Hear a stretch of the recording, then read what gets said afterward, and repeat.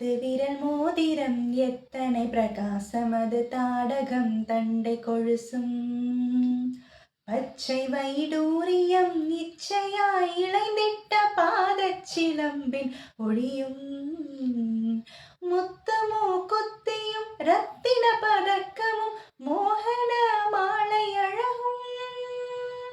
முழுதும் வைடூரிய புஷ்பராகத்தினால் முடிந்திட்ட தாடி அழகும்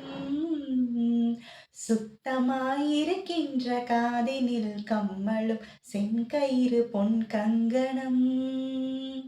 ஜகமெல்லாம் விளை பெற்ற முகமெல்லாம் மொழியுற்ற சிறு காது கொப்பின் அழகும்